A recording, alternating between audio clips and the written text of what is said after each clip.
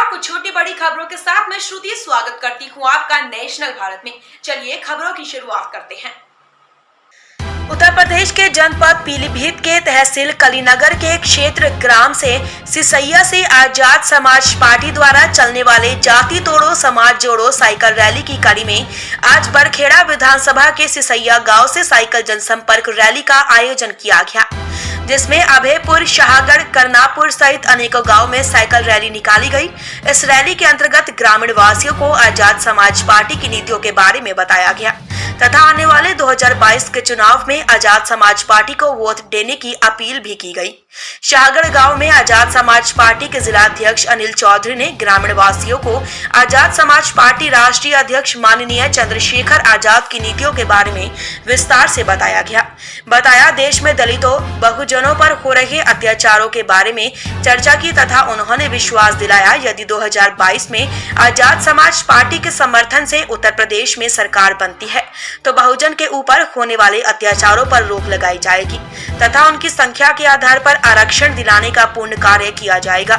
आज की रैली में आजाद समाज पार्टी के जिला अध्यक्ष अनिल चौधरी, जिला प्रभारी जावेद खान, दूसरे जिला प्रभारी महेंद्र पाल गया, जिला उपाध्यक्ष शिव सिंह गौतम, भीमार्मी के जिला संरक्षक वेद प्रकाश गौतम, भीमार्मी जिला अध्यक्ष अनिल सागर आदि के नेतृत्व में साइकिल रैली का आयोजन किया गया। सर, आज जो आप साइकिल रैली निकाला गया, किस अवसर पर निकाला गया, क्या उद्देश्य है आप लोगों का?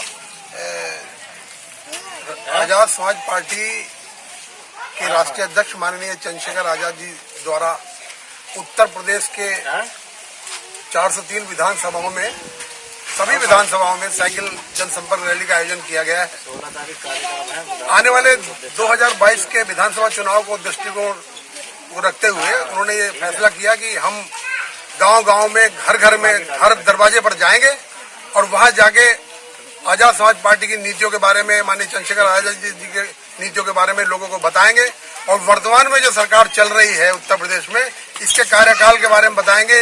इसके सत्ता में रहते दलितों पर, बहुजनों पर, पूरे देश के अंदर, पूरे प्रदेश के अंदर जो अत्याचार हो रहा है, लगातार इनकी हत्या की जा रही है, इनकी महिलाओं के साथ में दुराचार किया जा रहा है, इसके विरोध करने के लिए और अपनी नीतियों को जन जन तक, हर घर के दरवाजे तक, हर व्यक्ति तक पहुंचाने के लिए इस जनसंपर्क साइकिल रैली का आयोजन किया गया है, जिसके तहत आज बरखेड़ा विधानसभा के गांव सिसैया से ये जनसंपर्क साइकिल रैली निकाली जा रही है, जो आसपास के गांव में जनसंपर्क कर हम लोग अपनी नीतियों के बारे में बताएंगे।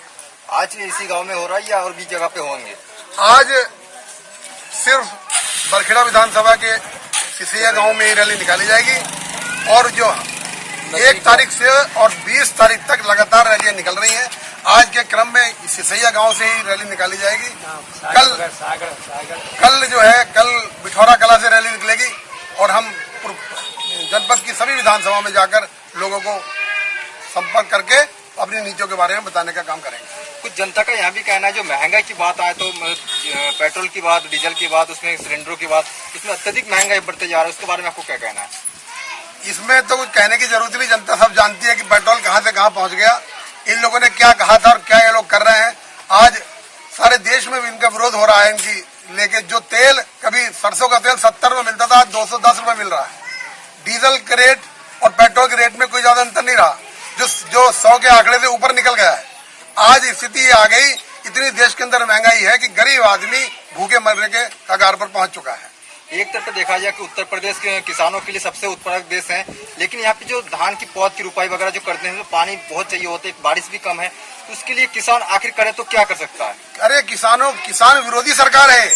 किसान विरोधी सरकार इस बात से भी साबित होती है कि पहले जो किसानों को जो ट्यूबवेल पे मीटर नहीं थे, वहां उन्होंने एक फिक्स रेट तय कर दिया था कि इतना इनको देना पड़ेगा, लेकिन आज सरकार ने हर किसान के ट्यूबवेल पर मीटर लगा दिया है, जो कि उनके रीडिंग के हिसाब से उनको बिजली का भुगतान करना होगा और इतने महंगे रेट है बिजली के कि वो भुगतान करने में असमर्थ महसूस कर रहा है और आज इस सरकार को वोट देके अपने को ठगा महसूस कर रहा है। तो किसान इतना मेहनत करके अपना फसल को उत्पन्न कर रहा है, उसमें क्या लगता है कि किसान का जो सही दाम मिल रहा है फसल का? नहीं, किसानों को सही दाम नहीं मिल रहा, क्योंकि किसान के हाथ में जब तक फसल रहती है, जब तक उसका दाम कुछ और होता है और जैसे किसान के हाथ से फसल निकलकर व्यापारियों के गोदामों में पहुंच जाती है, उसके रेट कुछ और होते हैं।